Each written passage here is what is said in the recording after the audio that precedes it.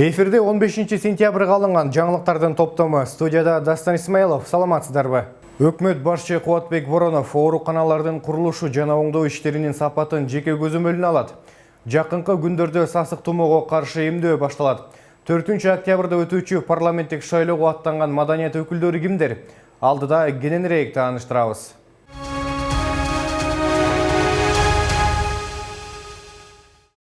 Жаңы жана профилин өзгөрткөн ооруканалардын даярдыгын, ошондой эле курулуш жана оңдоо иштеринин сапатын жеке көзөмөлгө алам. Бул туурасында Кыргыз Республикасынын премьер-министри Кубатбек Боронов республикалык ыкчам штабтын кезектеги жыйынында билдирди. Премьер кагаз түрүндөгү отчеттор менен иш жүзүндө жасалган иштер дал келбей жаткандыгына кейиген. Мындан сырткары өкмөт башчы медициналык тез жардам көйгөйүн белгилеп, пандемия күчөгөн маалда Бишкек шаарын болгону 38 тез жардам унаасы тейлегендигин айткан. Могу маселени карагыла биринчи очередь скорый помощь менен ушул ооруканалардын ортосунда координацияны. Бардык больница мына сиздин скорый помощь менен келген оорулардын баарын кабыл алууга даяр болуш керек. Сиздин диспетчер бөлүп туруш керек. Үйдөн барып жаранды больницага жеткирип жаткырам деген решениени кабыл алганда кайсы больницага барышын билиш керек. Сиз просто перевозчик эмессиз да, такси эмессиз. Полноценный медициналык кызматты тез жардамды тез аранын ичинде көрсөтүүчү кызматсыз. Өз кезегинде Саламаттык сактоо министрлиги жыл аягына чейин эл аралык донорлордун долбоору аркылуу өлкөгө 115тен ашуун тез жардам унаасы алып келинерин маалымдады.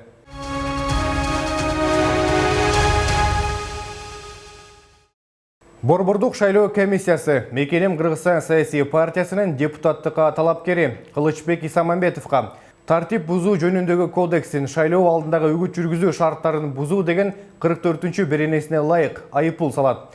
Мындай чечим Борбордук шайлоо комиссиясынын 14-сентябрдагы отурумунда кабыл алынды. Буга жарандардын биринен түшкөн арыз негиз болгон. Анда Мекенем Кыргызстан партиясы коюлган чектөөгө карабастан концерт өткөргөндүгү, анда ырдаган ырчы кыздын дагы жаш курагы суроо жаратып жаткандыгы айтылган.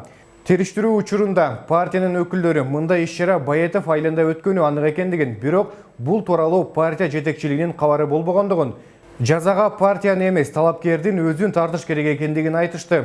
Жыйынтыгында БШК талапкерге үгүт эрежесин бузгандыгы үчүн административдик жазага тартуу жөнүндө чечим чыгарды. Эскерте кетсек, быйыл коронавирус пандемиясына байланыштуу үгүт учурунда мурдагыдай стадиондордо жана көчөлөрдө концерт, жолугушуу, спорттук иш-чараларды өткөрүүгө тыюу салынган. Андан көрө дебаттарды өткөрүүгө көбүрөөк убакыт бөлүнгөн.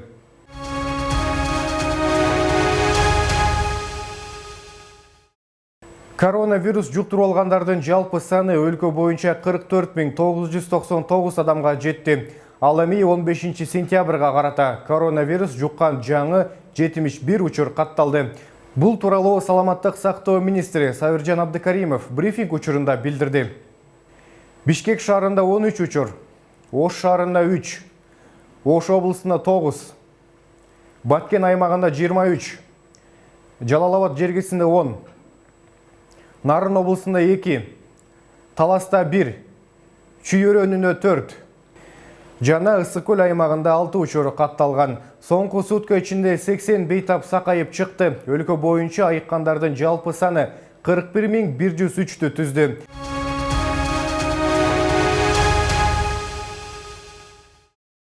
Кыргызстанга сасык тумоого каршы 119.663 доза россиялык вакцина алынып келинди. Бул тууралуу Саламаттык сактоо министри Сабыржан Абдыкаримов брифинг учурунда билдирди. Вакцина бардык аймактарда таркатылмакчы. Вакцина биринчи кезекте өнөкөт оорусу бар, көп ооруган балдар менен кош бойлууларга, жашы 65тен өтүп калган адамдарга, балдар үйү менен мектеп интернаттарында тарбиялангандарга, карлар үйүндө жашагандарга, ошондой эле медиктерге сайылмакчы. Вакцинанын 70.000 дозадагы экинчи партиясы 21-сентябрда келиши мүмкүн. Ага тендер жарыяланды. Абдыкаримов белгилегендей, дени сак каалоочулардын бардыгына эмдөө акы төлөнүүчү болот. Учурда иммундоо жүргүзүлө турган медициналык борборлордун тизмеси түзүлүп жатат.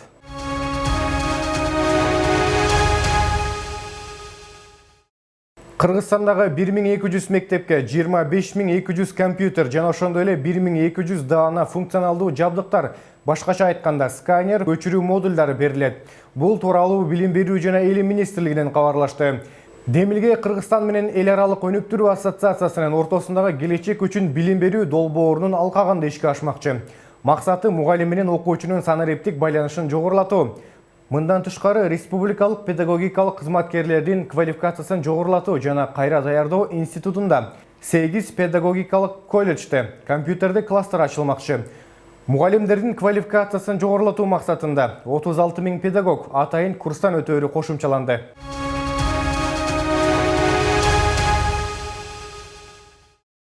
Борбордук шайлоо комиссиясы парламенттик шайлоого аттанган 16 партиядагы талапкерлердин тизмесин толугу менен жарыялады. Эл өкүлү болом дегендердин арасында ар кыл тармактагы, анын ичинде маданияттын өкүлдөрү дагы бар. Кыргыз Республикасынын эмгек сиңирген артисти, өмүрүн театрга арнаган актер Темирлан Сманбеков шайлоого Бүтүн Кыргызстан саясий партиясы менен аттанган. Ал партиянын тизмесинде 5-орунда турат. Сманбеков 63 жашта. Чыгармачылык жолунда бир нече спектакль жана тасмаларда түрдүү ролдорду жаратып, эл оозуна алынган.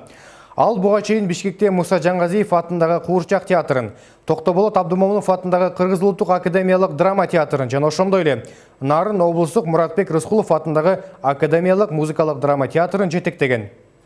Ушул эле партия менен жогорку кеңешке депутат болууга Куудул Рахман Разыков дагы бел байлады. Ал партиянын тизмесинде 22-саптагы талапкер болуп билинген. Разыков 65 жашта. Калың элге Куудул сатир катары таанымал. Кезинде бешилик бешкемпир топторун түзгөн. Кыргыз Республикасынын эл артисти, педагог, профессор Ырчы Ибрагим Жунусов бул ирет шайлоого Мекеним Кыргызстан партиясы менен 3-катарда бара жатат. Жунусов 59 жашта. Буга чейин Кыргызстандын Түркиядагы, Өзбекстандагы ыйгарым укуктуу элчиси болуп иштечү. Кезинде Маданият, маалымат жана туризм министрлигин дагы башкарган. Мекеним Кыргызстан партиясы менен аттанган маданият өкүлдөрүнүн катарында белгилүү ырчы Бекборбиев дагы бар. Ал тизмеде 113 болуп Берадор Борбуев деп катталган. Ырчы 51 жашта. Азыркыга чейин чыгармачылык менен алектенип келет. 2002 жылдан 2010 жылга чейин бажы кызматында иштеген. 2010 жылдан 2012 жылга чейин интеллектуалдык менчик боюнча мамлекеттик кызматтын жетекчисинин орун басары болуп эмгектенген. Маданияттын мыкты кызматкери наамын алган алпаруучу Нурзат Токтосунова дагы депутат болууга бел байлаган. Ал жогорку кеңешке Биримдик партиясы менен тизмеде 76 болуп бара жатат. Токтосунова 34 жашта. Ал бир гана алпаруучу эмес, актриса, убагында тамадада болуп жүргөн. Учурда Нур академиясынын башкы директору. Депутаттыкка талапкерлердин тизмесинен Кыргыз Республикасынын эл артисти, белгилүү музыкант Курмангазы Азыкбаевди дагы табууга болот. Музыкант парламенттик шайлоого Чоң Казат партиясы менен бара жатат. Тизмеге 19 болуп жазылган. Азыкбаев 58 жашта. Ал улуттук күйлөрдөн тарта классикалык музыкаларды 37 аспапта аткара алат.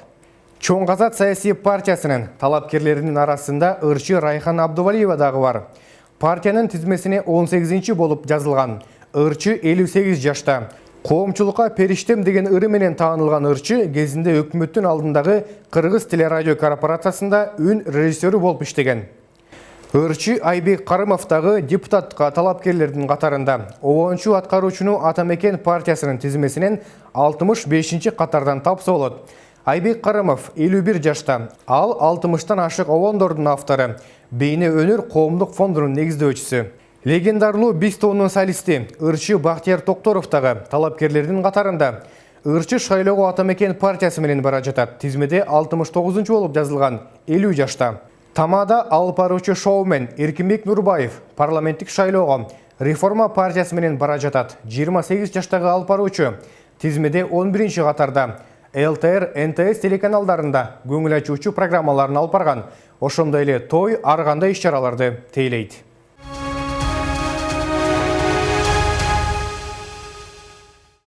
Милиция 12 сентябрда Бишкектеги кафелердин биринин ажатканасында аялын катуу сабаган 31 жаштагы кишини кармап, убактылуу кармоочу жайга киргизди. Жабыркаган аял күйөөсүнө каршы арыз жазуудан баш тартты. Бул тууралуу Свердлов райондук ички иштер башкармалыгынын басма сөз кызматы кабарлады. Окуя 12 сентябрга караган түнү Муса Жалил менен Курманжан Датка көчөлөрүнүн кесилишиндеги кафеде болгон. Кайгул милициясынын кызматкерлери кафеде үй бүлөлүк жаңжал чыкканы тууралуу чакырууга барышкан. Окуя болгон жерге барганда кафенин алдында аларды уруп сабоо тактары бар аял тосуп алып, күйөөсү сабагандыгын айтып берген. Мындан кийин аял болуп өткөн окуянын бардык жагдайларын аныктоо үчүн алгач текшерүү органынын бөлүмүнө жеткирилген. Ал жолдошуна карата арыз жазуудан баш тарткан деп билдирет райондук ички иштер башкармалыгынын басма сөз кызматы. Бирок бул факты кылмыштардын жана жоруктардын бирдиктүү реестрине катталып, жоруктар жөнүндө кодексинин 75-беренеси үй бүлөдөгү зомбулук боюнча сотко чейинки өндүрүш башталды. Эгерде ал киши күнөөлүү деп табылса, ага 60 000 сомдон ашык айыппул салынышы мүмкүн, же болбосо 40 сааттан ашуун коомдук жумуштарга же 4 айдан ашык убакыт түзөтүү иштерине тартылышы мүмкүн.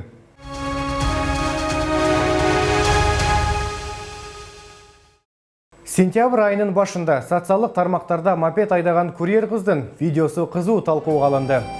Видеодо көрүнүп тургандай айдоочу кыз солго бурулуу үчүн жол тилкесин которгон маалда жол бошоткон жеңил унаанын айдоочусуна жылмайып ыраазычылык билдирген. Аталган видеону социалдык тармактардын колдонуучулары жылуу маанайда кабыл алышты. Ал эми жергиликтүү маалымат каражаттарынын биринин кызматкерлери курьер кыз менен байланышкан. Аты Алия, 20 жашта. Жайдын орто ченинен баштап курьердик кызматта иштей баштаган. Бул кызматты тандагандыгынын себебин бир жерге отуруп иштөө ага жакпагандыгы менен түшүндүргөн. Алия Бишкек шаарына туулуп өскөн, мектепти аяктаган соң окуу жайга тапшырган эмес. Бирок анын укук коргоо кызматкери болуу кыялында бар экендигин билдирди.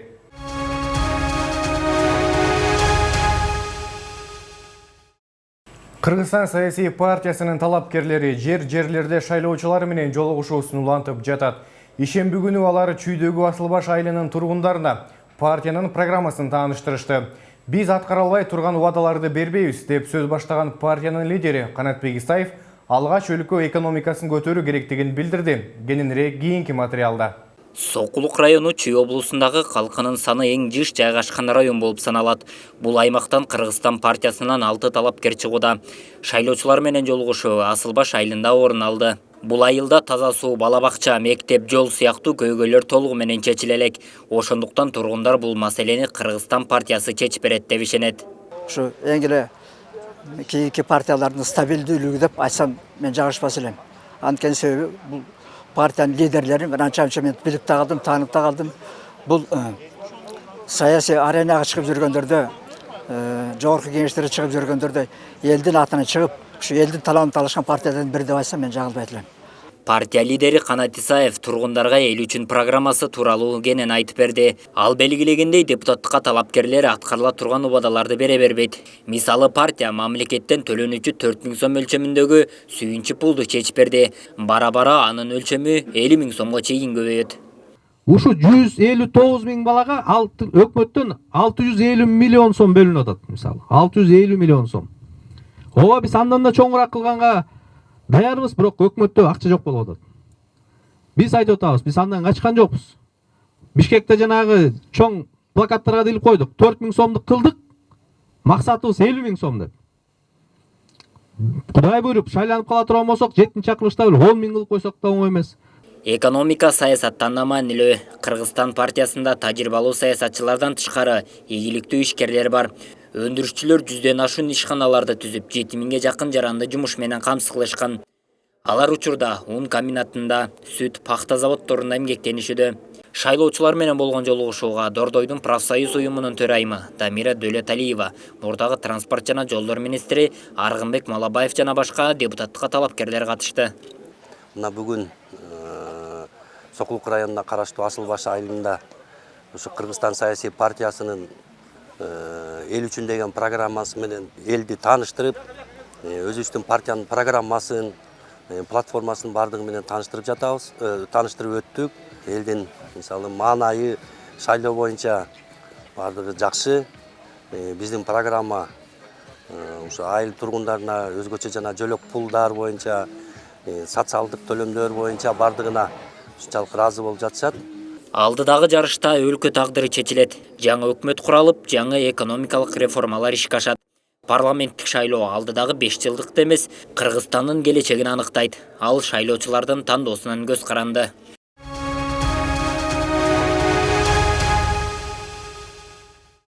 Алдыда 16 сентябрга карата аба ырайы тууралуу маалымат.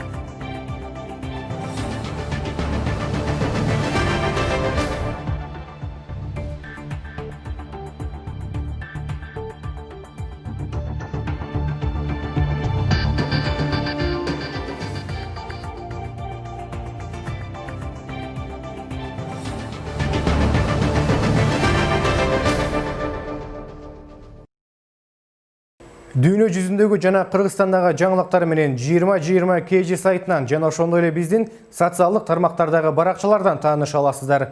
Кийинки эфир аркылуу амандашканча сак саламатта туруңуздар.